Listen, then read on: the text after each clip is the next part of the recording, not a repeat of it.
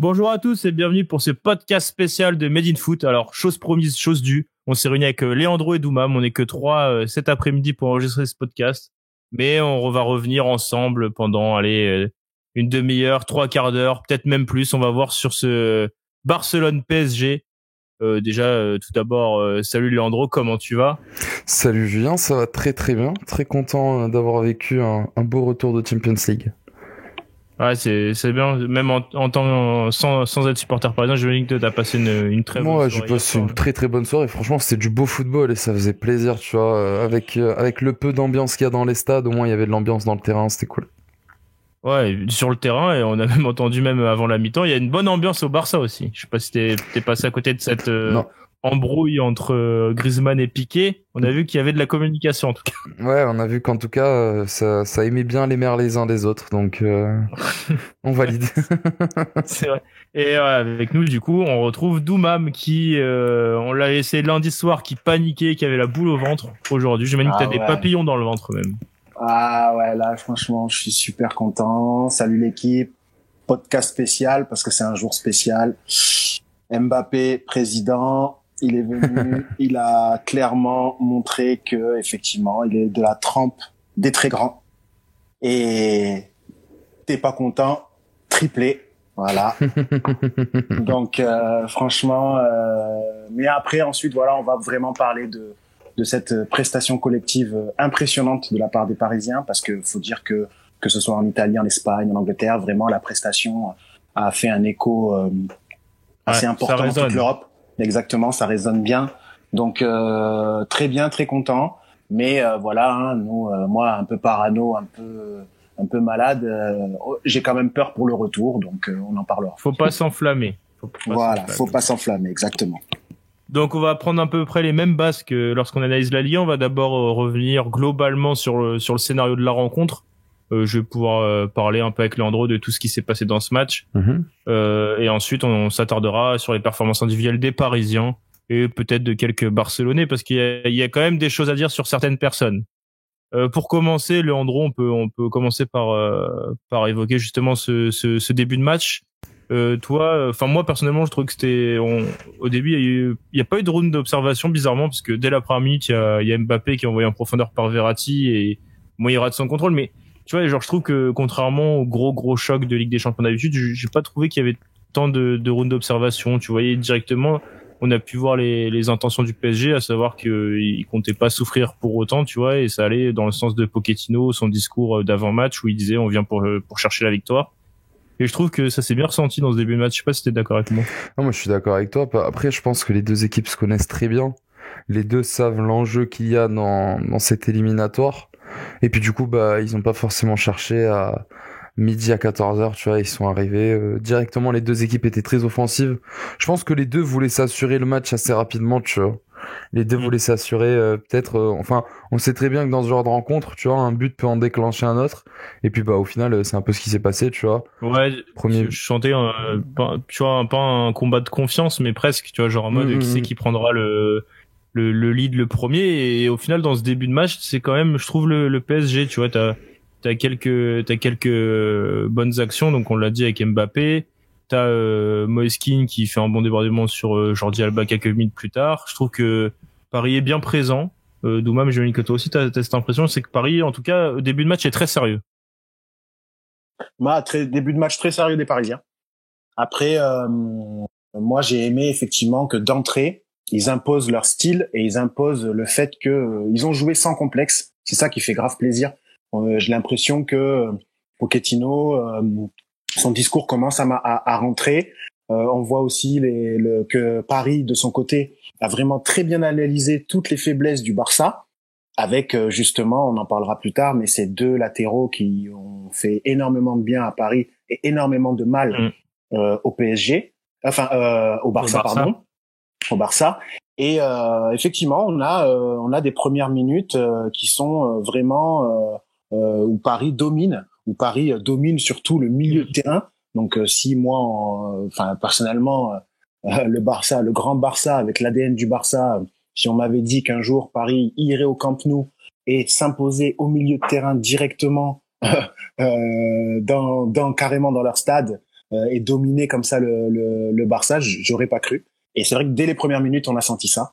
Après, bon, il y a plein de fins de match, mais c'est vrai que d'entrée, ils sont venus, ils ont mis de l'impact, beaucoup d'impact, et aussi beaucoup de maîtrise avec le ballon, quoi. Paris dedans, mais la première occasion franche quand même, c'est celle du Barça. C'est quand il y a Pedri qui lance en profondeur Griezmann, t'as un mauvais alignement de Florenzi qui est pas là, t'as Marquinhos qui monte, et au final c'est Navas qui sort une frappe de Griezmann. Donc Paris dedans, mais en même temps t'as un premier avertissement, tu vois, qui est fait de la part du Barça. En grosso modo, vous voulez jouer au ballon, ok, mais nous on peut vous punir à tout moment. On peut vous punir à tout moment, mais c'est ça qui est quand même bizarre, c'est que le Barcelone a joué plus en contre, on a l'impression des fois. Quand Paris était bien en place, c'était compliqué. Et là, oui, donc je disais que oui, effectivement, Paris était vraiment bien présent et j'ai vraiment apprécié comment Paris a joué. Et donc ouais, après cette occasion du Barça, t'as la réponse parisienne avec la passe en profondeur d'Mbappé pour Icardi. Et là, Mauro Icardi, on sait pas ce qui lui arrive, Leandro. Il fait une frappe toute molle devant Ter Stegen. Bon, il rate un peu sa frappe et c'est Clément Lenglet qui la sauve. Mais là aussi, c'est une autre grosse occasion. Et bizarrement, alors qu'Icardi, on connaît son sens du but et sa qualité de finition, là, tu restes un peu sur le cul, non? Ouais, mais le truc, c'est que tu vois, genre, malgré que ça ait pas été, même cette frappe d'Icardi, tu vois, toute molle, toute moche, je pense qu'en fait, ça nous annonçait direct la couleur. Et je pense que, enfin, malgré que ce soit pas très dangereux, tu vois, ça annonçait que l'envie était là et qu'il allait y avoir des buts à un moment donné, tu vois. Genre, ouais, et puis surtout, je pense que dès la première minute, ça était pas. Ouais, ça montrait que la défense du Barça, bon, ça on en reparlera un peu plus tard, mais la défense du Barça c'est une catastrophe. Mais non, franchement, ça annonçait directement la couleur et on se disait, enfin, c'est pas possible que ce match s'arrête à 1-0, tu vois. Bah 0-0 même encore là. Ouais. Mais oui, en soi tu t'embêtes pas quoi sur ce début de match. Après bon voilà, on va dire qu'après ces grosses 20 premières minutes, le PSG est-ce qu'on peut dire que le PSG baisse un peu dans le ton? Je sais pas, mais on sent que Barcelone rentre un peu plus dans son match, tu vois. Ce qui est normal, tu vois, ils prennent un petit peu l'ascendant à un moment donné. Bon, après, ils étaient peut-être gênés et peut-être choqués, ils s'attendaient peut-être pas à ça parce que, tu vois, la dernière fois que t'étais au Camp Nou, tu t'étais pris 6-1, ils se sont peut-être dit, ils vont arriver avec la boule au ventre, t'as pas Neymar, t'as pas Di Maria en plus. Ils se sont peut-être dit, ils vont arriver un peu, tu vois, genre sur le reculoir, tu vois, genre avec des doutes, et au final pas du tout en fait. On n'a pas vu une équipe qui craignait le Camp Nou. Moi je me demande limite s'ils sont pas sous-estimés l'effectif en face vu qu'il y avait pas Neymar, tu vois. Vu que tout ce qu'il même psychologiquement, tu vois. Parce que la plupart des mecs sur le terrain, à part 2-3, ils étaient déjà là lors de la remontada. Non mais je grossis un peu le truc, mais je pense que ils ont été surpris. Hein. C'est vrai, t'as raison, Léandro. Je pense qu'ils ont vraiment été surpris. Ils s'attendaient pas à ce que Paris soit aussi fort. Et aussi fort dans les duels aussi en termes d'impact, en termes d'intensité, en termes de pressing. Très compliqué pour Messi de pouvoir se retourner. Dès qu'il avait le ballon, à un moment donné, je me souviens d'une action où Messi est dos au but. Kipembe, Marquinhos, ils sont venus impossible. Dès qu'il s'est retourné, bam, il avait déjà 2 mecs sur lui. Ils ont fait ça tout le match. Donc et en plus de ça, ils ont joué de façon très très intelligente. Très juste, ils ont été très très justes. À chaque fois, ils prenaient la bonne décision. Et au fur et à mesure du match, Barcelone, ils ont perdu la confiance. Et je pense que le penalty les a mis bien dans un premier temps, mais après, et on le voit de toute façon comment Messi célèbre ce penalty en disant waouh, et vraiment en étant content comme si c'était un truc de fou parce qu'ils étaient vraiment très très mal embarqués. Et après, ça se voit que ensuite Paris n'a pas paniqué et ensuite a enchaîné. Et franchement, c'est une prestation de très haut niveau. Après, compte tenu de son match, je pense que il avait intérêt d'être heureux. Hein. Putain, c'était tombé du ciel, hein, ce penalty. Justement, le penalty, on va en parler parce on avance dans le récit du match. Voilà, c'est un long ballon en profondeur. Frenkie de Jong qui était peut-être le seul milieu barcelonais au niveau hier d'un match avec des champions. Franchement, techniquement, il était au niveau des Paredes et des Verratti comparé à Pedri ou même Busquets qui ont été transparents, j'ai trouvé personnellement. Il a envoyé dans la profondeur. On savait que c'était l'une des forces du Barça, c'était justement que De Jong aimait bien se projeter vers l'avant. Et là, sur un ballon en l'air, on va dire que Kurzawa regarde le ballon et heurte selon les plans. Ça, c'est chacun l'interprétera. Heurte la jambe de De Jong qui s'effondre dans la surface. le penalty avec la VAR est validé. Messi trompe Navas. Mais d'abord, sans parler, enfin, on est obligé de parler un peu d'arbitrage. Que pensez-vous justement de ce penalty? Bah, moi, tu vois, genre, j'étais assez sceptique hier. Pour 2 raisons. La première, c'est que sur les images qui nous ont été fournies, on voyait pas forcément de penalty. Là, ça dépend de l'angle en fait. Exactement. Sur de dos, enfin de derrière, quand tu vois les deux de dos, tu vois que, enfin, ouais, mais que le pied de Jong est dévié, mais sur le côté, t'as pas l'impression que Kurzawa touche le pied, donc. Ouais, mais tu vois, du coup, moi hier, comme tu le sais, tu vois, j'ai eu la chance de débriefer direct après le match, et du coup, bah, Adrien avec qui j'étais, il nous a montré des images qui, je crois, étaient captées par Marca ou un truc comme ça, et où tu vois clairement qu'il y a faute, tu vois. Tu vois qu'en fait, il y a une toute petite, c'est un tout petit contact, mais dans la vitesse du mouvement, c'est sûr qu'il y a faute. Donc bon, certes, moi au début, jusqu'à ce moment-là, jusqu'à après la fin du match, je me disais putain, c'était un sacré vol quand même ce premier penalty, et au final pas tellement. Mais tu vois, je trouve ça dommage que surtout dans un Camp Nou où je pense qu'il doit y avoir une caméra au mètre carré. Je trouve ça dommage qu'on nous ait fourni cette Après, image. La VAR n'a pas les mêmes images que la télé, ça c'est aussi à prendre en compte. La réalisation télé a moins d'images, donc voilà, si non mais justement, parfois essayer de se rassurer en disant que si l'arbitre valide le penalty, c'est qu'il y a un contact quelque part. Tu vois, l'image de dos, on l'a vu plus tard, et au final, quand on voit que le pied est touché par Kurzawa, on se dit que c'est logique que ce soit sifflé. Mais, justement, tu vois, tout le monde était pareil, tu vois. Tout le monde a un peu. Mais moi, sur le coup, j'ai pété un plomb. Hein. Ouais, mais compréhensible. Moi, franchement, les Parisiens, compréhensible. C'est incroyable de siffler penalty là-dessus. Par contre, effectivement, quand on voit la caméra de dos, et on se pose des questions. Avec un camarade derrière, on voit qu'effectivement, bon, même si c'est pas volontaire, mais par contre, on en reviendra peut-être plus tard. À ce moment-là, pour moi, si là il y a penalty, ok, d'accord, pas de problème. Pourquoi à ce moment-là il y a pas penalty sur Kylian Mbappé avec la faute de Griezmann, et après en plus Mbappé est resté au sol pendant un moment parce qu'il a eu un choc à la cheville. Pour moi, c'est penalty aussi. Donc c'est là où on a encore des 2 poids 2 mesures. Moi, c'est ça que j'arrive pas à comprendre. Parce que là, clairement, pour moi, dans l'autre, ok, il y a penalty pour De Jong, mais à ce moment-là, il y a penalty aussi pour Mbappé.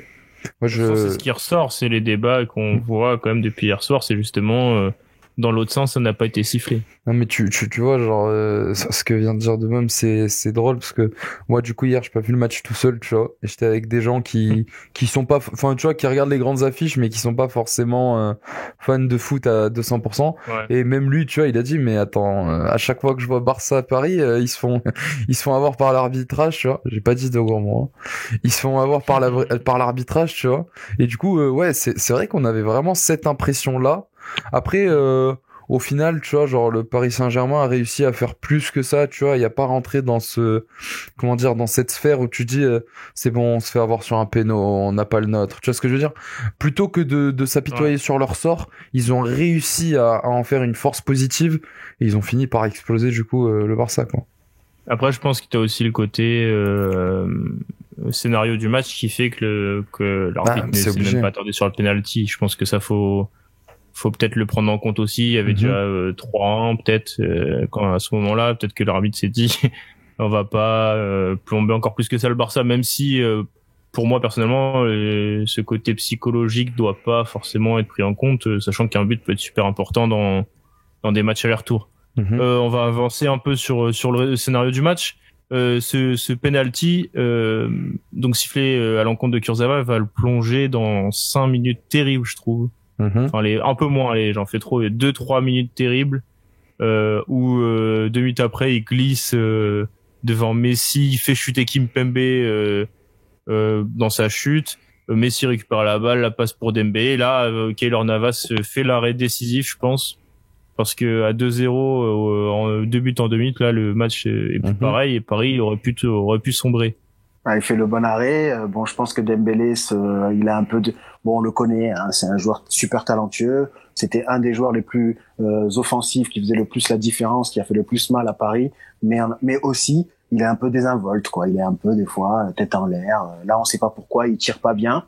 Heureusement pour Paris, Navas aussi. Peut-être que c'est aussi l'aura de Navas. C'est vrai qu'il faut en parler. Cette aura qu'il peut avoir de la tranquillité qui dégage. Voilà, c'est ça, qui fait que d'un coup l'attaquant il panique, on sait pas pourquoi, et hop, il te met une petite frappe. Comme un peu, ça m'a rappelé un peu, si vous en souvenez, cette frappe de Mbappé sur Neuer en finale de Ligue des Champions. Pour moi, c'était un peu le même genre de frappe. Et effectivement, c'est vrai que, comme tu as dit Julien, tout à fait, c'est le tournant du match. Parce que là, à 2-0, je pense que c'est plus le même match. Mentalement, les Parisiens aussi, peuvent sombrer de manière terrible. Hein. De toute façon, on le voit. Kurzawa, il est plus dedans. Il a 2-3 minutes de passage à vide, mais énorme. Et tu sens que ça peut basculer. Et au final, à la 32e, donc 5 minutes après le penalty, l'égalisation du PSG arrive. Donc là, c'est un long ballon de Marquinhos, mais donné parfaitement pour Kurzawa, qui là justement met en une touche pour Verratti. Et là, Marco Verratti fait parler toute sa classe avec un extérieur du pied incroyable, en plein dans la surface, hors de portée de Piqué pour Kylian Mbappé. Là, on va dire que l'attaquant parisien qui va faire une énorme soirée a un peu de chance sur son contrôle. Tu vois, il fait le bon contrôle, mais je pense qu'il y a un peu de chance quand même pour qu'elle lui reste dans les pieds. Il se retourne et là, il envoie une mine pied gauche dans Ter Stegen qui peut rien faire de toute façon. Comme ça frappe part, quoi. C'est le but qu'on attendait de lui, je pense. C'est le but qui le met en confiance. C'est de l'efficacité. C'était ce qu'on lui a souvent reproché dans le podcast de Midi Foot, c'était justement de perdre cette efficacité, cette simplicité qui était ses qualités à Monaco ou dans ses premières saisons à Paris. Et là, justement, c'est simple, hein, c'est contrôle, on se retourne et on frappe. Non, mais je pense que, tu vois, c'est vraiment arrivé c'était au bon endroit au bon moment, quoi. Vraiment, je pense que c'était tu vois, je pense que s'il rate cette action-là, son match est totalement différent, tu vois. Mais là, il se met direct en confiance avec un beau but en plus à la clé, dans une belle action de vrai buteur, tu vois. Et derrière, on a vu ce que ça a fait. Tu vois Icardi faire ça te choque pas. Enfin, tu dis il sait le faire. Mbappé, vu ces dernières semaines, ses petits problèmes devant le but, on en a parlé aussi, c'était ses petits problèmes sur ses frappes de balle où il faisait souvent la même chose. Là, au final, tu te dis on a retrouvé quelque chose, quoi. Tu vois, genre là, à partir de ce moment-là, personnellement, je me suis dit il est dans un grand soir. Enfin, tu sens que ça va lui donner de la confiance supplémentaire, qu'il va commencer à réussir tout ce qu'il entreprend et c'est ce qui va se passer, hein. Exactement. Moi, ça m'a rappelé, ce but-là, il m'a rappelé, si vous vous en souvenez, le but qu'il met contre l'Argentine. Où justement il est dans la surface, hop, il arrive, il dribble un joueur et après il tire du gauche, elle est croisée contre l'Argentine, mais là elle va carrément en pleine lucarne. Et Ter Stegen, il peut rien faire, absolument rien faire, et l'anglais dans la sauce. Oh là là, magnifique, cet enchaînement, il est magnifique. Franchement, c'est du très haut niveau. Je voulais dire deux choses, hein. Enfin, je pense qu'on y reviendra plus tard, mais tout d'abord, je pense que hier, on a assisté à l'un des top 3 matchs fournis par Mbappé depuis un bon moment. Enfin, depuis toute sa carrière, même, je pense, on est clairement sur un top 3 match. Et derrière, je pense que le débat Jules Koundé, l'anglais, à un moment donné, faut arrêter de le faire. Même Jules Koundé, Umtiti et tous ces joueurs-là. Jules Koundé et tout le reste. Et tout le reste, quoi. Ouais. Mettez Jules Koundé en équipe de France, arrêtez de donner la chance à des mecs qui n'ont pas le niveau pour, tu vois. Et puis, moi, je pense que vraiment, l'anglais hier, enfin, c'est rien contre lui, hein, mais c'est peut-être la méforme de l'équipe et tout, mais ça a pas du tout, c'est catastrophique, quoi. Après, c'est vrai qu'il n'est pas aidé, hein. Franchement, il est pas du tout. Ah oui, mais justement, c'est ce que je te dis, tu vois, c'est peut-être pas que lui, tu vois. Piqué, il est horrible aussi. Oh là là, Piqué. Ouais, mais l'anglais, depuis qu'il est au Barça, il enchaîne quand même pas mal de boulettes. Enfin, il est pas au niveau qu'il avait montré à Séville. Après, c'est toujours la même chose, c'est le côté, genre, par exemple, le PSG l'a un peu connu avec Krychowiak, tu vois, être brillant à Séville et après passer l'étape supérieure, donc aller au PSG. Et là, c'est plus compliqué. Ou même, tu vois, Sarabia, ces derniers temps, c'est pareil. À Séville, il était excellent et au PSG et dans les grands clubs, c'est encore une exigence au-dessus en termes de technique, en termes de tactique et c'est peut-être ça aussi qui peine chez l'anglais ces derniers temps. Après, il est encore très jeune, défenseur, tu vois. Mais moi, tu vois, genre, je veux pas forcément. Enfin, je veux pas. Quand je dis, tu vois, l'anglais, c'était catastrophique. Tu vois, je parle de son état de forme actuel. Je pense que malgré tout, ça reste quand même un bon défenseur, tu vois. C'est juste que la défense du Barça, enfin, Piqué, ça fait un moment qu'on en parle, tu vois. Bon, hier, malheureusement, Dest et tout, ils sont pas forcément au niveau non plus. Donc, comme il dit Doumam, il est pas aidé. Mais tu vois, genre, des fois, t'as des défenseurs, genre, qui arrivent à sortir leur épingle du jeu, malgré que leur coéquipier soit nul. Et là, le problème, c'est que lui, il le fait pas, tu vois. Et du coup, après ce but-là, Kurzawa, qui était au fond du trou, 2 minutes après, sort un enchaînement là côté gauche et lâche une frappe où franchement il était pas loin du but et Ter Stegen l'a dévie des bouts du doigt en corner. Et sur ce corner, il y a un contre qui pourrait être assassin pour le FC Barcelone quand même. Hein. C'est le ballon dégagé par la défense catalane. C'est Griezmann qui remonte tout le terrain. Florenzi qui fait n'importe quoi sur cette action. Clairement, tu vois, il y avait du monde à côté de lui. Il attaque pas Griezmann, il le laisse avancer, jusqu'à ce que Griezmann arrive dans la surface et du coup tente sa chance. Et là, Navas est trop court, mais le ballon passe à ras du poteau. Et de toute façon, tu le vois juste après, t'as Navas qui recadre Florenzi directement. Ouais. Parce que c'est clairement pas comme ça qu'on doit défendre sur un mec comme Griezmann, tu vois. C'est ça qu'il le recadre, mais sur la frappe de Griezmann, le mec, je sais pas comment il fait, mais il plonge pas. Il sait qu'elle va à côté. C'est cette sérénité-là qui dégage, en fait, qui fait que ça fait la différence. Il sait que le ballon va à côté, alors que, franchement, elle passe à quelques centimètres. Et il dégage ça. Après, il arrive, effectivement, en patron. Ah oui, ça, c'est clair. En patron. C'est ce que Paris a jamais eu au goal, hein. Ouais, c'est ça. Une expérience européenne de quelqu'un qui a 4 Ligues des Champions, hein.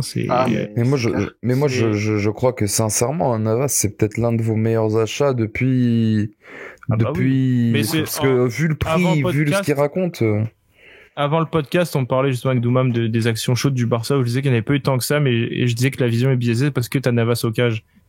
Tu mets les mêmes actions il y a 2-3 ans quand t'as Areola, Kevin Trapp ou Gianluigi Buffon au cage, c'est pas du tout la même chose. J'aurais été plus paniqué que quand t'as Keylor Navas au cage. Même si on y reviendra plus tard, il nous fait une petite boulette en fin de match, heureusement sans importance. Mais t'as ce côté où en fait tu stresses pas à chaque ballon, quoi, en fait. Ça qui est la seule vraie fois où et pareil, tu vois, tu sais que c'est le patron qui passera pas à travers ces matchs, tu vois, genre Keylor Navas, la Ligue des Champions pour lui c'est sa compétition, hein, avec le Real, même s'il était parfois mauvais en championnat, en Ligue des Champions il n'a jamais déçu, hein. Ah ouais, non mais c'est clair.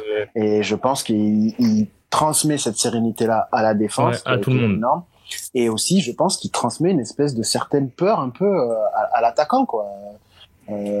Quand Dembélé, la Griezmann, deux fois, de face à face, psychologiquement, il rentre dans la tête des attaquants. Et donc, il les fait déjouer, tout simplement.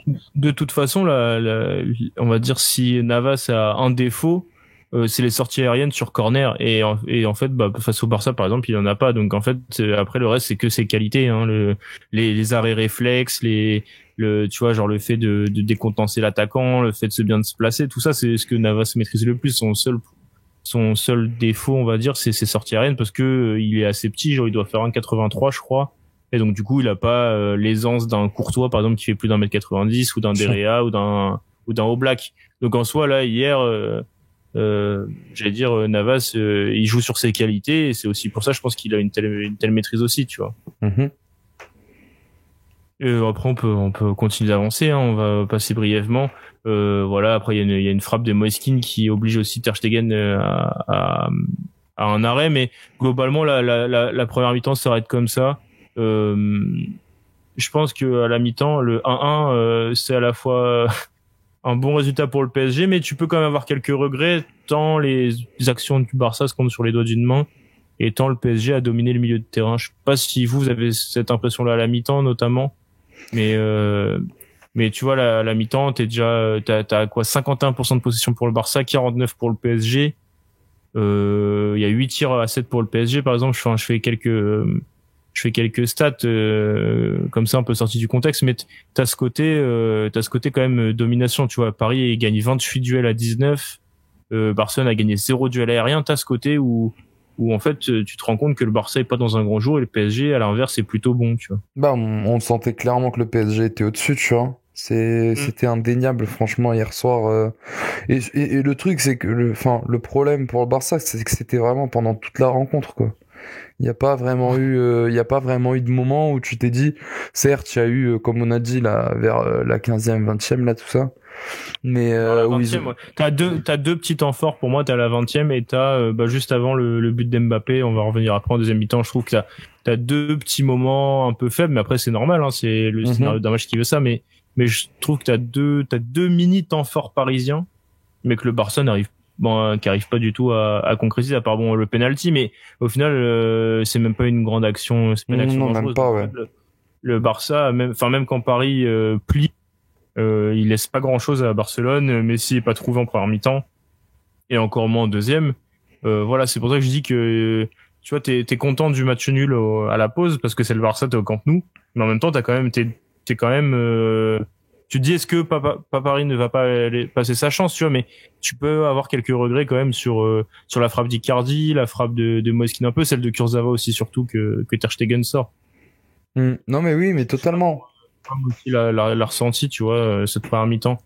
Tu restes sur ta fin en termes de résultats, en fait. Ouais, tu sens que bon, c'est quand même le Barça en face. Moi, je pense quand même que ils ont eu des petites piqûres de rappel qui leur ont dit qu'il fallait quand même faire attention.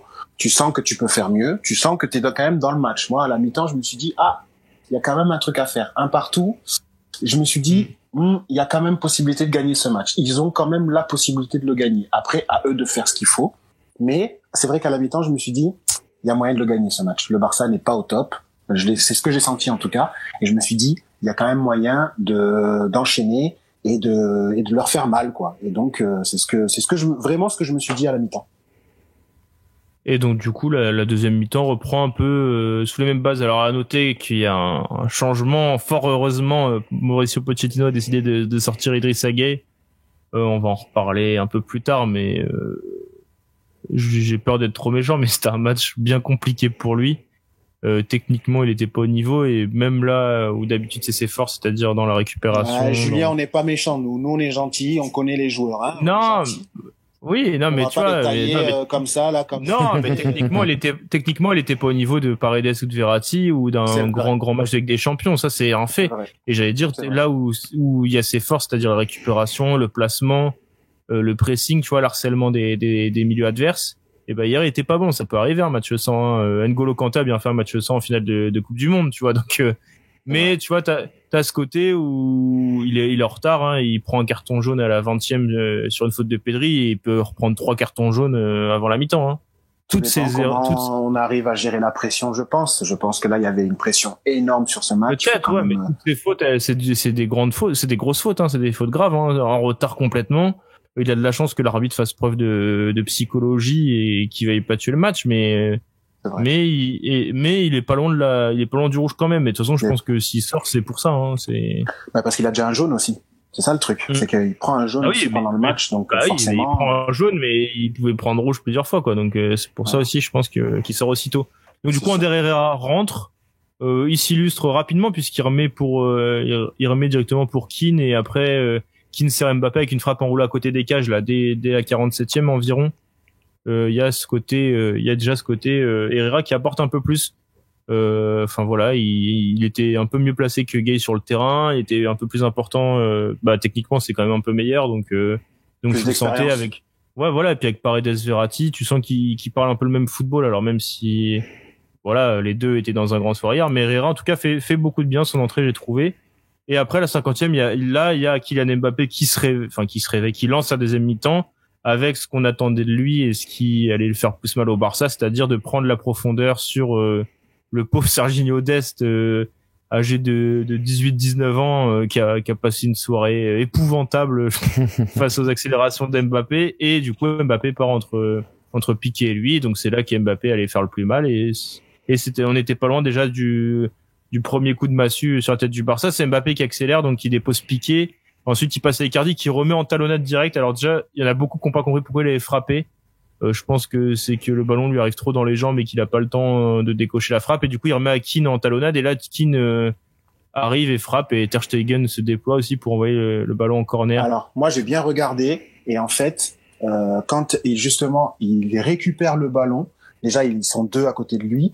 Et il entend, en fait, il y a Keane qui dit Mauro, il crie Il crie Mauro. Oh, l'analyse labiale de... Putain, t'aurais dû venir pour analyser le PSG-OM du mois de septembre. Tu nous aurais traduit les insultes et propos de Neymar Alvaro, là. Et donc, il l'entend et il fait la petite talonnade que moi, je trouve super bien jouée. C'est juste que, Keane est un peu trop loin, en fait. Il aurait peut-être pas dû parler. Et il est un peu trop loin. Je sais pas si... Là, c'est des détails, mais elle est peut-être pas parfaitement donnée. Après, elle est difficile. Donc, tu vois, il aurait peut-être mettre la plus un peu en retrait ou un peu plus fort. Enfin, bref. De toute façon. Moi, Icardi, de toute façon, faut pas le critiquer, hein, tu le sais. Voilà. Non, mais de toute façon, l'idée est géniale. Du coup, si Keane l'appelle, ça prouve qu'en fait, il est pas là pour forcément les stats et qu'il veut, offrir la meilleure solution possible. Donc, en soi, c'est une super occasion. Ça joue vite. Mbappé, là, j'ai l'impression qu'Mbappé est clairement entré dans la tête des Barcelonais à ce moment-là, en fait. Genre, il a déposé Piqué, mais d'une manière, c'est la première fois qu'il dépose Piqué, mais j'ai même pas de mots pour dire que Piqué nous faisait de la peine, quoi, là. Sur cette action, on voyait qu'il était dépassé complètement. Et j'ai l'impression que c'est à partir de ce moment-là qu'Mbappé s'est dit, en fait, il y a plus que la place pour que je m'amuse. Et que le Barça s'est dit, on va jamais réussir à le cadrer, tu vois. La photo de Piqué, le pauvre, la pauvre en train de tirer le maillot, là. En train de tirer le maillot qui fait le tour des réseaux. Leandro s'est amusé. Leandro, hier, s'est amusé à faire la compile des meilleurs tweets des réseaux sociaux, notamment sur cette action. Je me suis bien amusé. On a une très bonne vidéo que je vous conseille d'aller regarder d'ailleurs sur la chaîne YouTube. mais du coup, voilà, enfin, tu vois, je trouve que vraiment à ce moment-là qu'Mbappé est rentré dans la tête des Barcelonais et que je pense que là, Koeman et tout le Barça se sont dit, on va jamais réussir à le stopper, en fait. C'est, Dest est pas dans un grand soir et défensivement, on sait que c'est pas sa qualité première, la défense, c'est plutôt l'attaque. Et au contraire, offensivement, il a pas été présent. Et Piqué, qui revient de 3 mois de blessure, qui, dès le début de match, en plus, tu vois qu'il est pas en forme. Enfin, il est pas au niveau physique, ce qui est normal après 3 mois d'arrêt. Et là, on se dit en fait que c'est du pain béni pour le PSG, pour Mbappé. Alors, il va falloir quand même m'expliquer comment ça se fait que Koeman, avec soi-disant son caractère qui vient et qui défonce Riqui Puig dans la presse, l'autre il revient, Piqué il revient. Après, il a pas joué depuis novembre, hein, Piqué. Hein. Il revient et il le remet titulaire. Bien sûr. Qu'est-ce que c'est? Après, je pense que Koeman est un peu j'allais dire tenu par son vestiaire, et piégé, tenu. T'as ton leader défensif qui revient 5 jours avant, qui a fait tous les efforts du monde pour revenir. Tu le mets pas, tu vois, c'est compliqué. Rappelle-toi, tu vois, par exemple, en tant que fan du PSG, tu dois t'en rappeler quand Thiago Silva fait tout pour revenir lors d'un PSG Barça, et que finalement c'est Kimpembe, Marquinhos qui sont titulaires lors du 4-0, c'est qui tout double, tu vois, et t'avais quand même pas mal de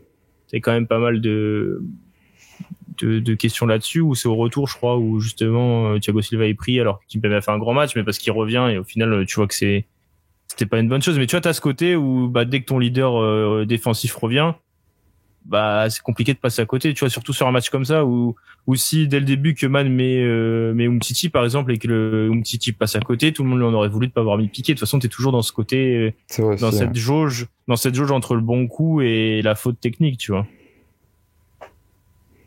Non, mais c'est totalement vrai, tu vois, parce que après le truc, c'est qu'en plus tu vois les prestations, enfin les dernières prestations du duo l'anglais Umtiti ou même Umtiti tout court, enfin tu vois, c'est pas assez rassurant pour un match comme ça, et ce malgré le fait qu'il y ait pas Neymar ou pas, tu vois.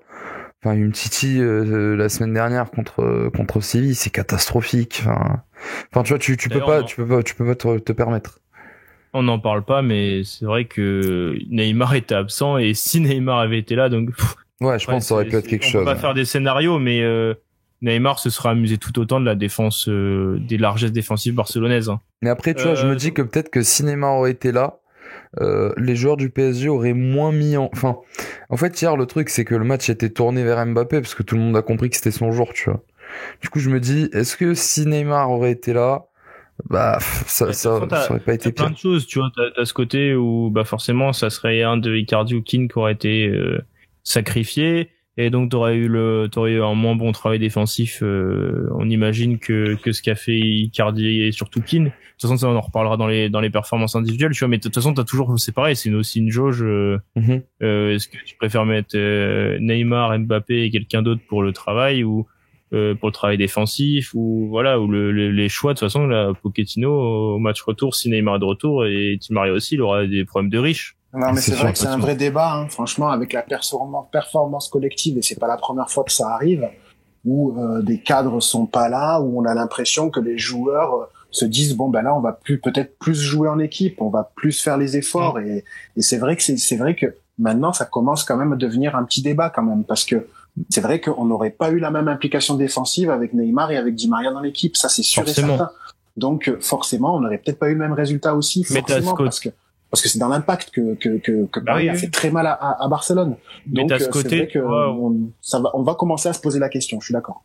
T'as ce côté où, tu vois, le prédécesseur de Pochettino, Tourelle, a longtemps fait son 4-2-2-2 là, où par exemple, admettons que Di Maria passe un peu, j'allais dire derrière Moise Kean sur un côté, ce qui pourrait être le cas parce que Moise Kean fait un peu plus de travail défensif. Di Maria, il revenait bien au mois de janvier, mais tu vois, il est pas sur une grande saison, il arrive en fin de contrat, etc. Il prend de l'âge. Admettons que Paris revienne avec un Neymar en plus, pardon. Là, tu te dis qu'en fait, dans tout cela, la place à prendre, c'est celle de Gueye, et qu'en gros, espérer que Kean fasse le travail, genre pas dans Idrissa Gueye parce que ça serait grossir le truc, tu vois, mais qu'il soit aussi actif sur un côté, même avec Neymar sur le terrain. T'as ce côté où il faut que t'espères que un Neymar fasse le travail qu'il a fait pendant le Final 8. Attention, moi, je trouve que dans le Final 8, il a montré que dans les matchs importants, il pouvait faire les efforts, les sacrifices, parce que le match contre l'Atalanta, c'est un match de sacrifice que fait Neymar.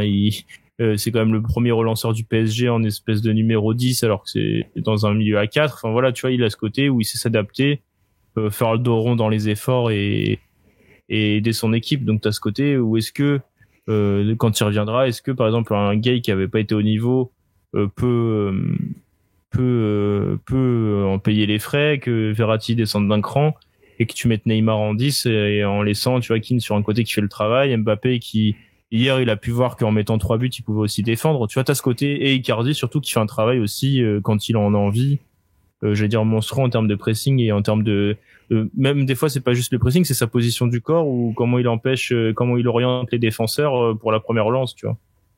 Enfin, vous voyez, vous êtes deux avec moi. Oui, mais totalement. Hein. Non, et puis c'est vraiment, on commence à se poser des problèmes de riches parce que je pense pas qu'on s'attendait à déjà une telle qualité de Moise Kean, tu vois, qui franchement, on en parle pas assez, mais sacré joueur. Et c'est un sacré coup. C'est dommage qu'il n'y ait pas une option d'achat parce que là, le prix de Kean, Everton se frotte les mains là. Je pense que ça va négocier là. Ouais, je pense que ça va négocier. Ouais, je pense. Ouais. Forcément. Je pense que lui, d'après les échos qu'on a, il kiffe être à Paris, hein, de fou. Hein. Bah c'est sûr, c'est sûr de toute façon. Forcément, tu lui dis vas-y, va retourner à Everton. Bon, même si Everton, je respecte Everton, hein, mais Everton et Paris, je pense que lui, il y a un creux. Ambition, là, il a joué Ligue des Champions, il a joué contre le Barça, il tape le Barça, il est titulaire. Moi, je pense que lui, je sais pas s'il va vouloir retourner à Everton. Il kiffe la vie parisienne, forcément. Il est bien dans le groupe. À voir. Mais c'est vrai que c'est une très très bonne pioche. Mais bon, après Leonardo, il nous a habitués à ça quand même. Ouais, bon, ouais, ça, je vais te laisser à toi seul cette parole. Je vais pas rentrer là-dedans personnellement, mais voilà, on va venir petit à petit au deuxième but parisien parce qu'on n'y est toujours pas. Hein. On parle, mais on n'est toujours pas au deuxième but. C'est deuxième but, donc c'est à 65e. Alors là, c'est Leandro Paredes qui s'illustre. Ça faisait bien longtemps qu'on n'avait pas vu une passe comme ça. Il est quasi dos tourné au jeu et là il t'envoie une passe en hauteur parfaite pour Florenzi dans la surface. Florenzi centre en retrait, Piqué dégage mal le ballon, Mbappé arrive en second couteau pour la mettre. La passe de Paredes, là on voit clairement ce qu'il sait faire avec le ballon et qu'en fait il est meilleur quand il a le jeu devant lui, quoi. Enfin c'était une évidence, mais quand tu vois ses 6 premiers mois au PSG sous leur Tourelle où il était pas bon et beaucoup l'ont tapé alors justement sur les doigts, ce sera à la décision de chacun. À la décision de chacun, mais voilà, on a surtout oublié que ça faisait plus de 3 ou 4 mois qu'ils jouaient pas au foot en Russie parce que en plus la trêve hivernale avait fait les choses. On connaît les Argentins, leur appétence pour les les assados et tous les autres barbecues, etc. Donc, il était clairement pas à un bon niveau physique. Et en fait, Paris avait tellement besoin d'un milieu qu'il avait été utilisé direct et qui s'était en plus, il était pas au niveau. Son premier match, il se fait tacler par Nabil Fekir, où il aurait pu perdre un genou. Mais, on lui a beaucoup tapé sur les doigts. Et en fait, Paredes, déjà, cette saison, j'avais trouvé plutôt bon avec Tourelle. Et en fait, depuis qu'il y a Pochettino, c'est une autre personne, hein. Ouais, c'est un autre joueur, hein, ça se voit, hein, et puis il inspire la confiance, hein. Et en fait, je pense que Pochettino, en arrivant, il a réussi à ressouder cette confiance et cette comment dire, je pense pas que l'animation et l'ambiance du groupe aient été très très affaiblis par Tourelle, même si tu vois, c'est sûr que ça y a eu un impact, mais ça se voit que Pochettino, il est revenu, il a redonné une confiance à ce groupe et à des joueurs, tu vois, qui pouvaient peut-être ne pas forcément s'entendre avec Tourelle, etc. Et puis non, on ressent vraiment un esprit. Rien que hier, je prends le cas de Neymar. Pendant le match, il tweetait mon gars sûr Mbappé. Ouais, Paredes c'est le monstre. Non, franchement, tu vois, ça fait plaisir à voir. Et puis c'est beau. Franchement, je pense que les Parisiens pouvaient en profiter parce que c'est ce qu'on dit. Ça arrive tous les 40 ans, ce genre de truc. Donc autant en profiter. Et du coup, Paredes c'était à l'avant-dernier passe sur le deuxième but. Et par contre, il fait une super passe D sur un coup franc pour Keane à la 70e minute. Keane est au second poteau, il place sa tête. Et on va accélérer un peu sur le fait de match, sur le scénario du match, parce qu'on a quand même pas mal de choses à dire encore. Du coup, là, à 3-1, il y a Koeman qui décide de faire des changements. Donc, t'as Pjanic qui rentre. T'as De Jong en défense centrale, c'est ce qu'on a déjà vu un peu cette saison, notamment quand Piqué était pas là. Il y a Dest qui sort pour Muzinga. Mais au final, on va dire que Paris est en gestion. Je pense qu'à 3-1 à l'extérieur, je veux pas prendre de risque de reprendre un but parce que vaut mieux garder 2 buts d'écart. Et puis je pense que c'est le côté parisien aussi. On l'a vu en Ligue 1, ils aiment bien s'entraîner à gérer les matchs, à garder le ballon, même si des positions un peu plus stériles et encore. Donc voilà, tu t'avances, tranquillement vers la fin de match. Et là, Keylor Navas. Allez, on va dire c'est un petit manque de concentration, on peut peut-être lui reprocher ça. Il bégaye un peu devant Antoine Griezmann et là il dégage un peu en panique. Griezmann dévie le ballon, et on est proche du but de gag. Et là bizarrement ça réveille un peu les Parisiens, cette petite action, en se disant mince, on n'est peut-être pas forcément à l'abri, ou le Barça en face est une bête blessée et complètement absent. Faut peut-être continuer, ou faut peut-être aller voir s'il y a la place pour mettre ta 4e. Je sais pas si t'as ressenti ça, Leandro, Douma, si vous avez ressenti ça. Non, mais totalement. Enfin, au moment où Navas fait cette gaffe sur Griezmann, je me dis putain, c'est pas possible. C'est reparti. C'est reparti. Enfin, on est reparti dans un scénario catastrophe alors que le match était totalement en main. Inquiétude, quoi. Bah non. Méconnaissable, Messi est absent. Mais Messi, franchement, moi je le redis, hein, s'il y a pas le penalty, Messi hier, je sais pas si vous l'avez vu beaucoup de fois dans le match, mais à la limite on l'oublie dans la rencontre, il fait rien. Non, mais ça se voit qu'il a plus envie, Messi. Hier, Messi, il a joué avant-centre. Ouais, c'est vrai. Donc comment tu peux faire jouer Messi avant-centre aussi? Moi, Koeman hier, franchement, pour moi, il y a eu un gros match qui a été aussi gagné par Pochettino par rapport à Koeman en termes de tactique, en termes de management, en termes la lecture du match est parfaite de Pochettino. La lecture du match est parfaite. Avant le match, au bon moment et tout. Avant le match, il porte un peu ses baloches pour annoncer qu'il est là pour gagner. Et c'est pas un discours qu'on a tout le temps eu au PSG ces derniers temps, notamment à l'extérieur dans les gros matchs. Tu vois, genre, j'ai pas le souvenir d'un Tourelle qui nous disait ça à Liverpool, ou il y a peut-être à Naples où il l'a dit une fois, tu vois, mais ça faisait du bien aussi d'entendre ça, que le mec arrivait, tu joues quand même le Barça, que ce soit pas le plus grand Barça de ces dernières années, mais au moins il assume ses propos, tu vois, il le dit en avant-match, il le dit pas en après-match en disant je savais qu'on allait gagner ou on était là pour ça. Hop, il le dit à une demi-heure du coup d'envoi, quoi. Non, il a vraiment porté ses couronnes et je suis pas le plus grand pro-Koeman de l'histoire, mais une fois de plus, je pense pas forcément que ce soit un coach meilleur que les autres, sincèrement. Et j'ai pas forcément, je pense pas forcément qu'il puisse faire mieux avec le Barça, surtout compte tenu de ses déclarations post-match qui étaient catastrophiques. Et non, je pense qu'à la fin de la saison, il fera ses clics et ses claques, et puis voilà. Ouais, parce qu'en plus en post-match, tu vois clairement qu'il a déjà baissé les bras. Ouais, c'est ça, il en a rien à faire, hein, clairement. Je dis à faire pour pas dire une grosse bêtise, mais sincèrement, quand le mec il dit ouais. On s'en est pris 4 à l'année, on peut s'en prendre 5 au retour, mais on est où là? C'est franchement, je pense aux Barcelonais, hein, putain. Ouais. Mais parodique, hein. Je crois que c'était pas vrai. Je crois qu'il a pas vraiment dit ça. C'est pas possible. Ah si, je te parle sérieux. Il a vraiment dit ça en conférence de presse, hein. C'est pas une blague, hein. Sérieux? Mais oui, il a dit ça. Je croyais que c'était un compte parodique, vraiment. Je ah non, ah non, absolument pas, non. Il a dit, enfin, le PSG était au-dessus et qu'en gros, c'était cuit, quoi. Il avait pas, ouais, il a dit, pas trop, quoi. Ouais, on y croit, mais, on y croit, quoi. Non, bah, c'est bien. C'est plutôt bien. On prend. C'est bon signe. Ah oui, c'est super. Mais donc, du coup, cette petite piqûre de rappel de Keylor Navas amène à un contre-assassin du PSG qui est formidablement bien joué.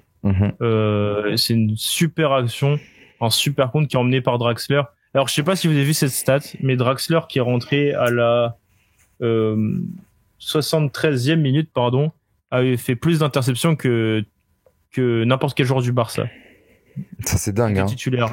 Donc en 27 minutes, et pourtant on connaît Draxler, c'est pas non plus en 17 minutes, pardon, j'ai dit 27, en 17 minutes, c'est pas non plus le joueur le plus défensif du monde ou celui qui fait le plus d'efforts défensifs, on va dire, et c'est plutôt un joueur offensif, et du coup je crois qu'il en a fait 3, et c'est quand même grâce à ça il a fait plus d'interceptions que n'importe quel joueur du Barça. Je sais pas mais tu vois, c'est assez révélateur du coup de déjà de ce qui se passe au Barça. Enfin, ça date pas d'aujourd'hui. Et puis, je pense que on est vraiment rentré dans un cycle où même les joueurs entre eux, ils ont plus forcément envie, tu vois. Et ça se ressent dans la manière de jouer. Enfin, c'est pas du tout le Barça qu'on a connu. Je vous jure que ce Barça, les gosses qui vont découvrir le Barça maintenant. Enfin, dans 10 ans, ils vont se dire, mais le Barça, c'est un club lambda, tu vois. Alors que c'est pas ce à quoi on a été habitué. Cette action, tu vois, c'est un ballon dégagé, Draxler qui fait le travail dès le début, il te fait une course de 50, même plus, 60, 70 mètres. T'as même, c'est Icardi aussi qui est au début de l'action. Le contre est incroyable et Draxler là-dessus, il va fixer la défense, mais enfin il fait tout tout est très bien fait. Ah oui, totalement. Pour un mec qui a pas beaucoup de temps de jeu, que j'allais dire que c'est en plus, c'est bizarrement,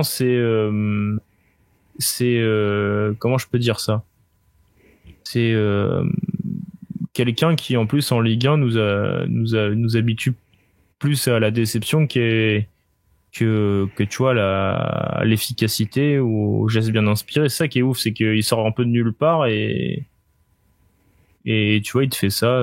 Ouais, mais c'est un joueur qui a toujours été très inconstant. Donc, le problème, c'est quand tu le fais rentrer, tu sais pas s'il va faire une bonne perf ou s'il va totalement passer à côté de son match, quoi. J'ai quand même vu sur Twitter beaucoup de gens qui disaient il y a du caca dans l'action de Draxler. Là, je laisse tout le monde un peu choisir son camp.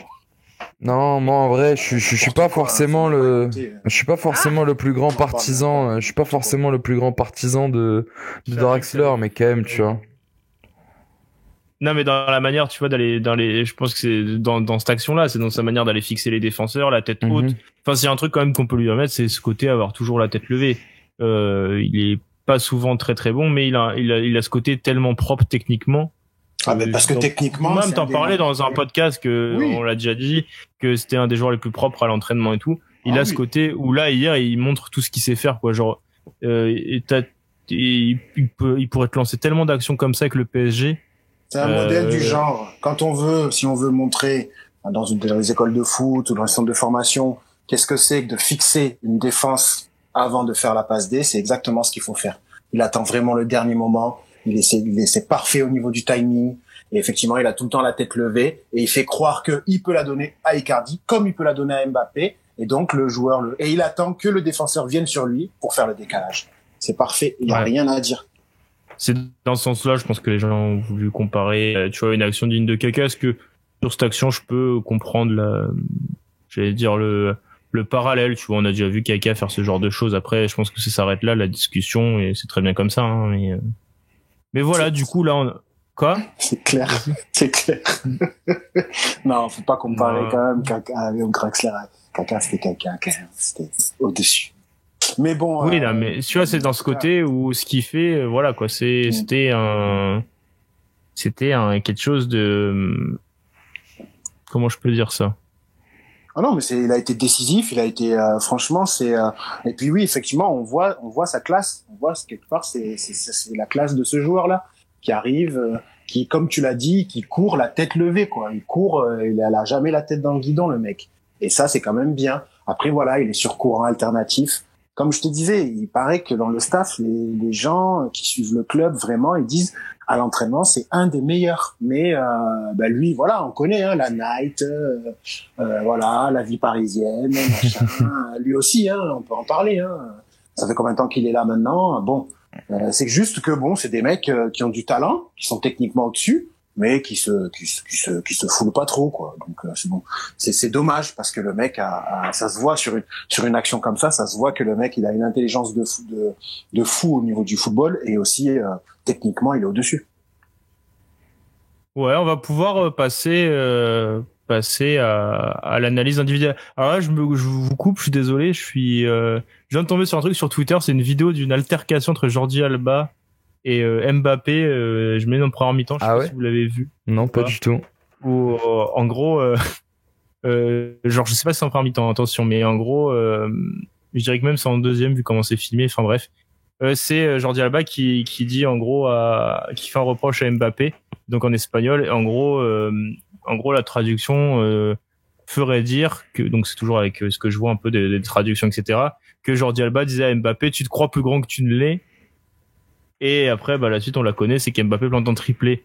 Je sens que Doumam, ça va te plaire, ce genre de petites choses là, ce genre de petit trash talk où Mbappé répond après en prestation. Ouais. Mbappé lui répond après, en gros, lui dirait quelque chose genre je te tuerai dans la rue ou je sais pas quoi, mais en gros, je pense que c'est plus genre je m'occupe de toi sur le terrain, quoi.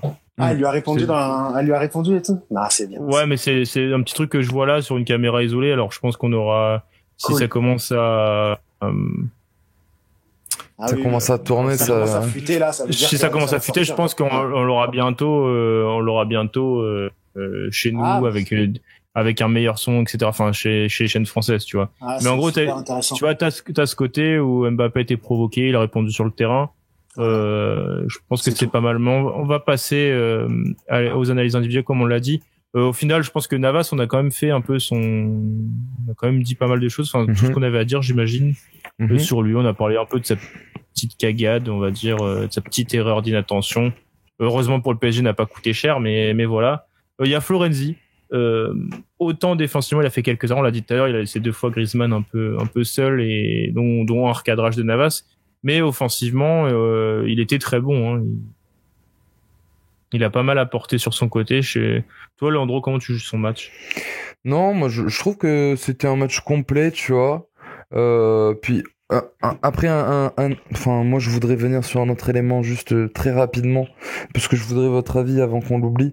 Ce serait de parler juste de Kurzawa, que je trouve qui monte très très fort en puissance, tu vois.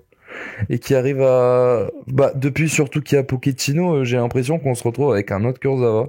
Je sais pas si c'est dans la manière, dans l'esprit. Ouais, de ouf. Mais non, mais je parle vraiment du cas Kurzawa, parce que tu vois, genre c'est un mec sur qui on a. Kurzawa, c'est aussi physiquement qu'il a retrouvé la confiance. Ouais, je pense aussi. C'est peut-être au PSG avant, et on rappelle quand même qu'il a prolongé cet été pour 4 ans.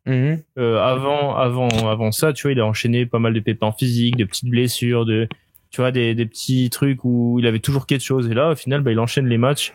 En plus, pourtant, il est même pas mis en concurrence. Enfin, il y a même pas de concurrence avec lui, puisque c'est Mitchell Baker, le second couteau. Mais c'est clair que Kurzawa, c'est un homme changé. Alors, je sais pas si 2021 lui fait le plus grand bien, mais en tout cas, sur le terrain, c'est quelqu'un d'autre. Il est vraiment bien, et puis ça se ressent qu'il est bien dans sa manière de jouer, ça se voit qu'il est à l'aise, et ça se voit enfin tu vois, comme t'as dit, il a eu certes le moment de bas après le but, le moment où il était au plus bas, Mais il s'est rapidement repris et puis ça a été un élément très important dans cette victoire, je pense. Ouais, toi, Doumam, tu t'en penses quoi du match de Levin en dehors de son coup de moins bien là après le penalty? Ouais, mais tu l'as bien résumé. Hein. Franchement, c'est vrai que quand je pense que lui, il a peut-être un petit peu plus cogité que les autres. Quand il a eu ce penalty, peut-être que lui, c'est un peu plus dit, oh là là, c'est reparti encore. On donne des penalties. Sachant, je rappelle qu'il était titulaire au Camp Nou lors de la déroute. Hein. Et oui, donc à mon avis, lui, ces vieux démons l'ont un peu plus évidemment travaillé que les autres. Hein, c'est normal. Mais après, voilà, franchement, il a été super discipliné tactiquement, comme Florenzi de l'autre côté, mais on va en parler. Ce qu'il faut savoir, c'est que donc dans la logique, si je me trompe pas, c'est Griezmann qui venait tout le temps défendre sur lui. Et voilà, ça fait que forcément, c'est pas leur job aux mecs de tout le temps revenir comme ça, ou Griezmann ou Dembélé. Non, je crois que c'est Dembélé qui venait à chaque fois. Donc en fait, forcément, moi je trouve qu'il a vraiment apporté. Offensivement, il a apporté. C'est lui qui fait la passe, l'avant-dernière passe pour Verratti pour l'égalisation. C'est quand même super important. Et il était tout le temps en train de proposer dans la profondeur, dans la largeur du terrain. Franchement, très bon match offensif. Défensivement, il n'a pas trop été mis à défaut. Quand il fallait répondre, c'était un petit bémol quand même sur certaines de ses interventions. Mais et puis je l'ai trouvé très intéressant dans l'utilisation du ballon. Pas de perte de balle, pas énormément de perte de balle, un peu comme toute l'équipe. Hein. Toute l'équipe techniquement était vraiment au niveau, mais c'est vrai que Kurzawa remonte en puissance, c'est vrai. Franchement, ça fait plaisir. Moi, je l'attendais pas à ce niveau-là, honnêtement. Et Kurzawa titulaire, moi avant le match, j'étais pas forcément très rassuré, mais là t'as tout dit.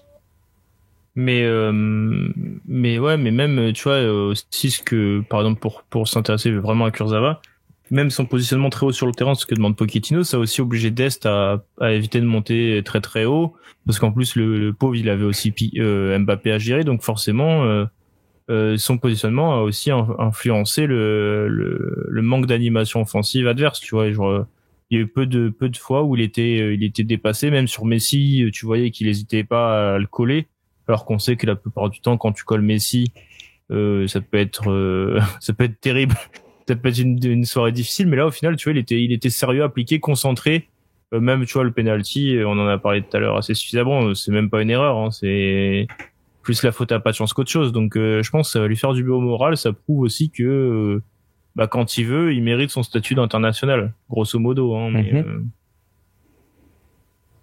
voilà, je pense que défensivement on a fait le tour, parce que Kimpembe et Marquinhos en soi n'ont pas eu tant de choses à faire que ça non plus. Marquinhos c'était très important. Moi quand même, Kimpembe moi je trouve quand il prend Messi là, quand Messi se retourne et qu'il vient, qu'il lui prend le ballon. Je crois qu'il y a 2-1 ou 3-1 pour 2-1, je crois, à ce moment-là. Et franchement, Messi, limite, il a dû baisser les bras, le mec, quoi. Tellement, il s'est dit, encore une fois, Kimpembe, je vais pas passer, quoi. Non, mais c'est aussi sur Griezmann, le premier face-à-face sur Griezmann. Et franchement, c'est lui qui arrive et qui pousse Griezmann, en fait, qui fait que, forcément, Griezmann, quand il va mettre sa frappe, il peut pas, tu vois, la mettre exactement comme il a envie. Parce que, justement, Kimpembe, il est juste avec lui sur le contact, et donc forcément plus compliqué de bien frapper la balle. Kimpembe quand même, et beaucoup de récupération super cool de Marquinhos dans l'impact. Et puis cette défense là, on est d'accord que quand il y a pas Thiago Silva, elle joue beaucoup plus haut. Je suis désolé, mais là maintenant elle a joué vraiment haut et l'équipe était compacte, et c'est eux qui disaient, Marquinhos qui disait tout le temps, allez on monte. Donc forcément là ils sont super complémentaires, et voilà, effectivement, on a bien fait de leur donner la responsabilité de la défense, je pense. On passe le bonjour à Dips. Non, mais après de manière globale, oui, voilà. Après la défense, et ce que je voulais juste dire, c'est qu'on les a connus avoir un peu plus de travail. Mais si la défense n'a pas tant de travail que ça, c'est aussi parce que l'équipe devant a bien tourné. Et là, on va arriver, Leandro, à la performance monstrueuse de deux des trois milieux de terrain. C'est Marco Verratti, et Leandro Paredes. J'ai failli faire un mélange entre Marco Dro, Verades. J'ai failli faire. Mais en tout cas, les deux joueurs ont été techniquement très propres. Enfin, ils ont montré qu'au final, les deux enfin, Verratti a montré en tout cas que le milieu qui méritait le plus de jouer à Barça, c'était peut-être lui. Oui, totalement. En termes d'identité. Moi, je pense que s'il y a un seul truc à reprocher à Verratti, tu vois, c'est toujours le fait de pas finir ses matchs. Après, mais bon, là, ça, après, apparemment, il y avait une petite alerte au mollet, de ce que j'ai vu, et plus il avait cette menace du carton jaune, tu vois, et Verratti, quand il commence à baisser le pied, il commence à faire quelques petites fautes. Je pense que c'est plus de la gestion qu'il y a eu qu'autre chose, tu vois. Je sais pas, je suis pas dans la tête de Pochettino, mais je pense que c'est un peu plus de gestion qu'autre chose, sachant que depuis qu'il est là, Verratti enchaîne les matchs à 90 minutes, tu vois. Donc je pense que là, c'est plus, on va éviter qu'il se prenne un jaune bête et se forcer sur une possible blessure au mollet. Ok. Et puis non, mais les deux très très belles rencontres. Puis c'est des joueurs qui sont assez complémentaires, tu vois. Et on le voit, plus ils jouent ensemble, mieux ils jouent. Donc faut continuer. Et puis faut juste éviter des erreurs de parcours comme Gana Gueye qui des fois sont pas forcément à la hauteur. Hein. Tu vois, Paredes, tu vois, hier c'est 94 ballons touchés, 93% de passes réussies. Donc Verratti qui est sorti là, j'ai plus l'heure. Attends. Enfin, j'ai plus la minute. Verratti sort je l'ai plus. C'est vers la 60e. À la place de Draxler, on l'a dit. Voilà. Mais donc, du coup, Verratti, en 70 minutes, touche, lui, de son côté, 78 ballons, pour 90% de passes réussies. Enfin, voilà, ils étaient limite dans leur standard de Ligue 1 un peu plus bas, mais c'est ce qui est le plus étonnant, limite, c'était pas forcément ce que je pense que les gens s'attendaient en allant au Barça, tu vois. T'as ce côté, au final, ils ont voulu prendre le jeu à leur compte, ils étaient tout le temps bien placés. Tu vois, même Verratti qui a disputé un duel aérien, qui l'a gagné, tu vois, c'est des choses qui étonnent, quoi. C'est limite du dépassement de fonction de sa part. À un moment, il tente une frappe aussi. Là, il joue plus haut, hein. Là, non, mais plus haut, donc forcément, à un moment donné, il va falloir que tu frappes, c'est sûr, hein, mais franchement, on verra ce que ça va donner sur la durée. Mais on montre, enfin voilà, hein, on en avait déjà parlé dans le podcast avant, cette complémentarité Paredes Verratti, elle est vraiment en train de, au fil des matchs, en train ils sont en train de se parfaire les deux, quoi. Et donc c'est vraiment gros match des deux, et gros match de Verratti encore, hein. Il y a une vidéo qui tourne sur Twitter, je vous invite à aller la voir, de sa prestation hier soir. C'est quand même le mec sous pression, il n'a pas de problème. Quand il a pas la pression, il a encore moins de problèmes. Mais surtout qu'en plus, il vient récupérer un ballon là, un moment là, quand il vient tacler là dans la surface contre Griezmann. Franchement, gros match. Pour rattraper une erreur d'Idrissa Gueye, d'ailleurs.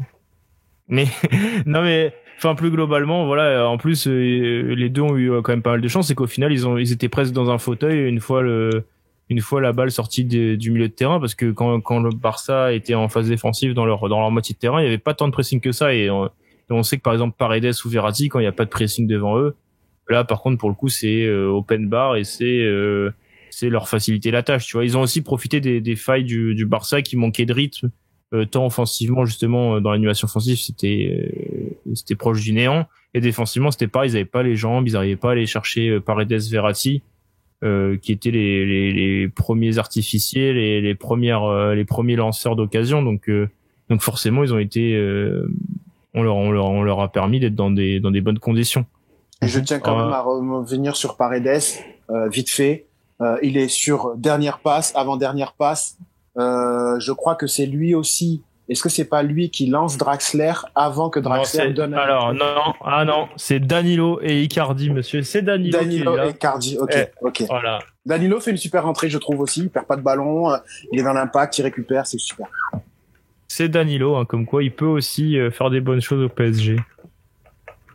Toi, Leandro, tu voulais dire un truc de plus sur Paredes ou Verratti, ou on passe à l'attaque? Non, on peut passer à l'attaque. Vas-y, je t'en prie. Alors, qu'as-tu pensé de Moiskin? Question simple, efficace, je pense. Franchement, Moiskin, qu'est-ce que je pourrais rajouter de plus que ce que j'ai dit tout à l'heure? Je pense que c'est un joueur vraiment surprenant, tu vois, et c'est vraiment un mec qui me fait kiffer en attaque, tu vois, parce que malgré son jeune âge, il porte ses coronets, tu vois, et c'est un mec qui est toujours présent. Enfin, franchement, je crois que depuis le début de saison, c'est rare les matchs où il a pas été présent, tu vois.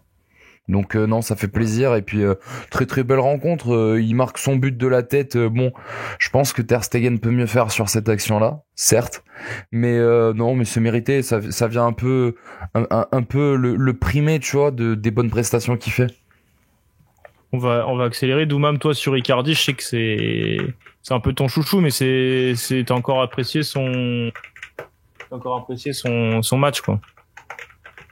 Bah, Icardi, moi, franchement, ce que j'ai aimé le plus, vraiment, hein, ce que j'ai aimé le plus, c'est son implication défensive. D'accord, il est tout le temps à faire le pressing, alors quelque chose qu'il faisait pas trop d'habitude, même à l'Inter. Il a vraiment fait un pressing constant quasiment pendant tout le match, où il est venu embêter la défense centrale. Et moi, j'ai vraiment aimé son jeu dos au but, il a été vraiment excellent dans les remises. Il a gardé les ballons quand il y en avait besoin. Moi, il y a quelque chose qui m'a marqué vraiment, hein, comme je t'ai dit tout à l'heure, c'était cette passe laser un peu forte, très difficile à négocier, qui tire comme ça, et ensuite hop, Icardi qui vient et qui fait une petite remise parfaite. Donc vraiment, Icardi, super match. Même s'il a pas marqué, il aurait pu marquer, il a pas marqué, mais il a fait vraiment. Ça me faisait penser son match face au Real. Tu sais, l'année dernière, là où c'est son premier match de Ligue des Champions, un de ses premiers matchs tout court, là. Ouais, où tu vois, il avait sur les longs ballons, il avait été, là, hier, il est encore une fois très disponible. En remise, il est super propre. Tu vois, on en parlait justement que le Barça, un de leurs points faibles, c'était peut-être la présence aérienne. Et là, hier, bah, justement, Mauro Icardi, pardon, il avait ce côté où il pouvait un peu se faire plaisir dans le jeu aérien. Il allait chercher le ballon de la tête. Ses déplacements, ils ont fait énormément de bien. Ils ont ouvert pas mal d'espace à Mbappé, ou même sur le contre, tu vois, c'est lui qui fait une course. Et Draxler en profite justement pour fixer les défenseurs parce qu'il voit plus Icardi, ils oublient un peu Mbappé sur l'action du 4-1. Exactement. Sur le deuxième but, en fait, pourquoi Piqué, il vient et il veut dégager le ballon parce qu'Icardi, il est juste derrière lui. Donc Piqué, en fait, il veut dégager le ballon et après Mbappé vient et il suit, en fait, et il va finir l'action. Et c'est ça, en fait, qui fait que... C'est le meilleur match. Déjà, le Real, c'était un de ses matchs références. Ouais, là, tu dis que... en Ligue des Champions avec Paris, c'est son meilleur match. Ouais. Manque un but ou une passe. C'est ça, mais voilà. Mais il a été. Mais déjà, ce qu'on disait tout à l'heure, sur la passe de Keane, c'est un attaquant, mais là, tu sais, quand tu me dis que Keane lui a dit de lui passer là sur sa talonnade, au final, hop, il se met au service du collectif. Un attaquant, généralement, ça veut marquer son but, et là, au final, il fait preuve d'une intelligence de jeu pour la passer à Keane. Et je pense que pour finir, faut quand même reparler un peu de Kylian Mbappé. Donc triplé, on l'a dit. Ce qui a été aussi important, et en fait c'est peut-être un truc qu'on voit pas, que j'ai trouvé aussi, c'est que quand on compare avec les anciens matchs du Barça, enfin les matchs précédents, c'est que le Barça a pas pu jouer comme d'habitude, genre de manière offensive, parce que dans le sens où d'habitude le Barça donc jouait avec ses deux défenseurs centraux à la première relance plus Busquets, ce qui est j'allais dire pas étonnant, et c'est ce qui se fait depuis des années au Barça. Et du coup, ça permet, un peu comme au PSG, de laisser les latéraux plus haut. Et là, en fait, c'est hier, on a bien senti que Serginho Dest était un peu contenu offensivement pour éviter que ce bon jeune Kylian Mbappé rencontre ce bon vieux Piqué. Et au final, ce qu'on a dit en deuxième mi-temps, Mbappé a encore plus pris l'intérieur, pour aller chercher ces duels avec Piqué. Leandro, toi aussi, ça t'a marqué, ça, ce côté où, en fait, t'avais un rapport de force qui était totalement... c'était David contre Goliath, en fait, dès qu'Mbappé prenait le ballon de vitesse face à Piqué. Non, c'est vrai que... Piqué, on commence quand même à le ressentir. Je pense que l'âge et le fait... Enfin, après, il revenait de blessure et tout, tu vois. Mais je pense qu'il était carrément dépassé par les événements hier. Et c'est pas la première fois de toute façon, hein. Mais non, on le voyait clairement. Mbappé dans la rencontre, c'était. T'as très très bien résumé David contre Goliath, ouais. Non, mais tu vois, même c'est dingue du coup ce que je disais, que la présence d'Mbappé du coup sur un côté, tu vois, c'est qu'au final, le Barça offensivement, ils étaient aussi perdus parce que du coup, ils voulaient, je pense, à tout prix éviter que Piqué, qui avait 2-3 mois de blessure, soit un contre Mbappé. Donc du coup, tu bloquais Dest un peu. Du coup, offensivement, en fait, tu voyais que le Barça, ils y arrivaient pas du tout. Personne se trouvait. Dembélé a eu du mal aussi à se caler parce que du coup, il y avait personne pour prendre le couloir. Donc en fait, Kurzawa était plus souvent sur lui ou etc. Enfin, tu vois, genre au final, ça a permis au PSG d'avoir un marquage plus serré sur les attaquants aussi. c'est un truc que Mbappé limite c'est sa grandeur maintenant et son génie qui ont obligé le Barça limite à déjouer offensivement parce qu'ils avaient tellement peur du contre et de se faire punir parce que encore une fois Piqué était là totalement en cours de forme. C'est quand même ouf ce côté-là, tu vois. Je sais pas si Doumam tu l'as ressenti. Tu l'as ressenti aussi, mais vas-y Leandro et Doumam parlera. Non, vas-y Doumam, vas-y. Écoutez, ce qui change. T'as ressenti déjà ce que t'as ressenti un peu ce que je dis, ce que. Ouais, si, j'ai ressenti ça. Bah en fait c'est simple. Quand par exemple à un moment donné, justement sur ce fameux tirage de maillot, Piqué veut aller plus haut. Donc ça veut dire qu'il veut essayer de le caler, de montrer qu'il est là derrière, mais il s'est retourné d'un coup et voilà, c'était trop compliqué. Donc ils ont essayé par tous les moyens de l'empêcher de jouer, de le faire déjouer. Et lui, c'est là où justement, alors que d'habitude, il essayait justement de se neymariser un peu à un moment donné, peut-être parce que il se sentait pas très bien physiquement. Là, justement, il a joué beaucoup plus simple. Il a joué simple et il a demandé dans la profondeur. Et quand il fait ça, on lui demande, il fait trop mal. Il fait trop mal quand il fait ça. Il fait trop mal et s'il continue comme ça, il va faire mal à toutes les défenses d'Europe. Parce que, forcément, tu attires vers toi, hop, tu donnes, t'as déjà 2-3 joueurs, mais là, après, tu vas libérer des espaces. Et c'est là où, justement, là, j'ai retrouvé son intelligence de jeu, dans le sens où, d'habitude, tu vas aller vers le plus faible, etc. Donc, il faisait beaucoup ça à Monaco, il le faisait beaucoup moins à Paris, et là, il revient. Donc, je pense quand même qu'on a quand même une petite trace Pochettino qui est en train de forger Mbappé pour le refaire partir de l'avant. Et voilà, Kylian, ce que j'aime, c'est la trace des champions, quoi. T'es pas content, triplé, hop, comme ça au moins on remet les choses au clair, montrer que il est là. Et franchement, moi je peux que m'incliner sur ce genre de performance parce que c'est ce que j'aime chez les champions en fait, c'est que les mecs quand ils sont attendus, ils sont là. Et lui il a pas toujours été là quand il était attendu, mais il faut pas oublier qu'il a que 22 ans. Mais là hier il a montré que c'est. Mais ça va peut-être aussi le débrider, ça va peut-être le débloquer, le débrider sur justement son côté décisif. Parce qu'au Final 8, même s'il est blessé, il est à court de forme. Il revient. Tu le vois que contre le Bayern, tu vois son raté. Un manque de confiance quand il se rate face à Neuer. Tu vois que là les premiers matchs de cette saison, même à United et tout, contre United et tout, il est moins bien. Il avait marqué qu'un seul but en phase finale de Ligue des Champions avec le PSG. C'est quand même peu pour un joueur recruté 180 millions d'euros. Je pense que c'est un joueur qui a besoin d'être à 100%, voire même 150% physiquement pour qu'ensuite. Parce que c'est sa principale qualité, c'est ses principales qualités physiquement. C'est Mbappé, c'est un joueur plus, j'allais dire. Enfin, faut pas le dénigrer non plus, attention, mais voilà, sa principale qualité, c'est la vitesse d'exécution quand il veut jouer simple. Mais là, justement, ça amène une puissance physique. Ce que j'aime, c'est qu'il a pas joué que sur sa vitesse. C'est ça qui était intéressant. Et c'est là où on va voir justement où est-ce que Pochettino va l'amener. Parce que moi quand même, on va quand même parler de Pochettino. Pochettino Coman, voilà. Il a vraiment montré que c'était un très bon entraîneur et j'ai l'impression que le management est en train de prendre les joueurs ont l'impression qu'ils adhèrent à son discours. Donc franchement, on va voir ce que ça va donner. Mais franchement, on pourra en revenir à Kylian, on t'aime, t'inquiète, on va te critiquer, mais on t'aime, y a pas de souci. C'est l'exigence, tout même. Voilà, exactement, tout à fait, c'est l'exigence. L'exigence du très haut niveau. Quand on aime, on demande toujours plus, c'est bien connu de toute façon. Voilà, je pense qu'on peut terminer cette grosse analyse, parce qu'on avait dit petite, mais au final. On a fait une analyse, les mecs, d'1h15, plus ou moins. Voilà, mais je pense qu'on a fait le tour.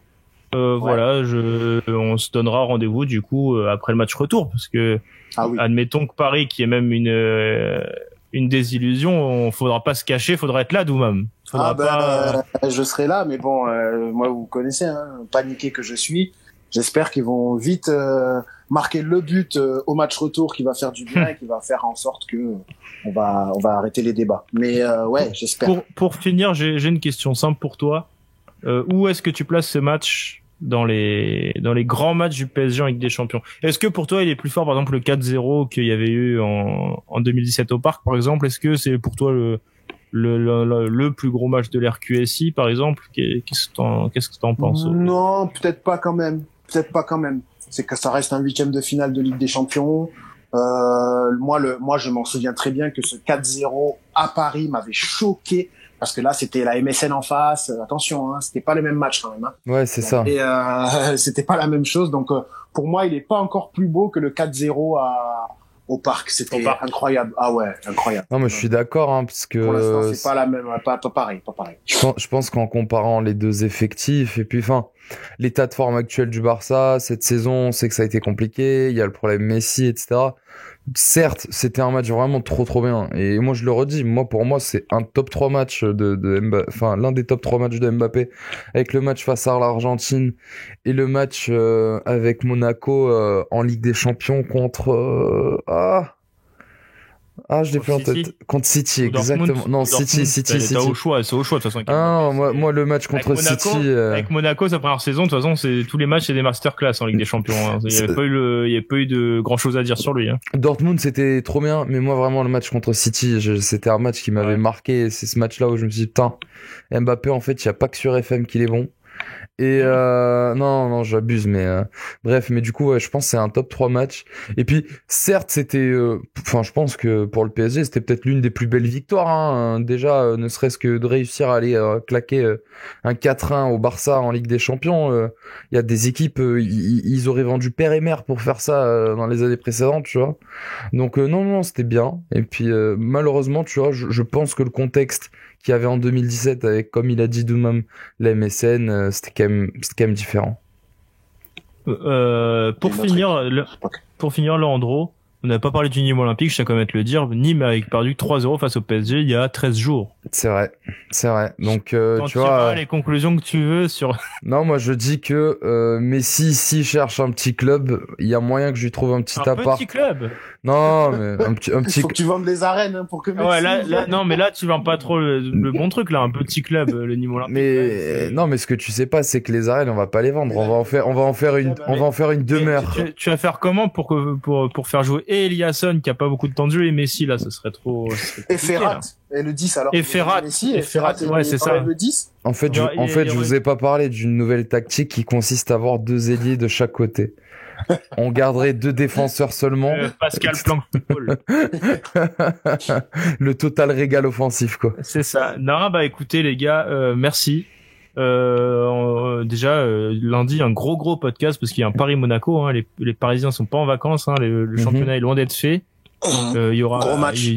Ouais, en plus il y a que 3 matchs entre les deux huitièmes de finale retour, donc ça va aussi être intéressant de voir comment Paris va gérer ça avec le championnat qui est pas joué. Il y aura après Monaco, il y a Dijon et Bordeaux. Alors ça devrait être 2 matchs largement à la portée des Parisiens, 2 matchs à l'extérieur, mais il y aura peut-être du turnover. Le retour de Di Maria. Neymar, on sait pas encore officiellement, c'est 4 semaines d'absence. S'il arrive, ça arriverait quelques jours après le match, mais on sait que ça peut vite changer. Moi, je pense que ça sera intéressant de voir comment Pochettino va s'occuper justement de sa gestion d'effectifs, parce que même à 4-1, on sait qu'avec le PSG, on a déjà été habitué à des mauvaises surprises, des mauvais scénarios. Voilà, merci Doumam. Donc du coup, je pense que Pochettino va devoir gérer un peu son effectif quand même. Effectivement. On va suivre tout ça de très près. Et effectivement, lundi, gros podcast avec. On veut des insultes avec Max. On veut la guerre avec Max lundi là. Non, ça va être un gros match. Ça va être un très très très beau match, je pense. Ne ratez pas le podcast de la J26D dès lundi prochain. Aïe. Non, je vous assure, ça va être intéressant. Merci monsieur de m'avoir accompagné pour ce podcast de débrief de Ligue des Champions. En espérant qu'il y en ait le plus possible, on va dire, cette saison, puisqu'il n'y a plus que le PSG. Mais en espérant qu'il y en ait le plus possible à faire. Et puis voilà, hein, on remercie tout le monde. On remercie aussi hier sur les réseaux sociaux il y avait beaucoup de monde, hein, Leandro. On a eu de ouf, pas mal de retours. On a eu énormément de retours. On a eu, d'ailleurs, je le redis, les gars, la vidéo sur le triplé d'Mbappé sur YouTube, n'hésitez pas à aller la voir. Et puis, non, vraiment, on a eu plein de retours. On a eu plein de gens pendant le live tweet et tout. C'était vraiment trop cool. Donc, n'hésitez pas à chaque fois à venir, interagissez avec nous et on répondra avec grand plaisir. Voilà, merci à Doumam de nous avoir accompagnés aussi. Merci à vous les gars, merci. J'ai joué ma Champions League aujourd'hui, je suis content. Là, j'attends mars avec impatience pour refaire ma Champions League d'après match, quoi. De toute façon, vous le savez, tous les trois, c'est sûr, on sera là pour le prochain. C'est sûr, c'est certain. Voilà, allez, merci à tous et puis à bientôt. Merci tout le monde. Ciao, ciao. Ciao tout le monde.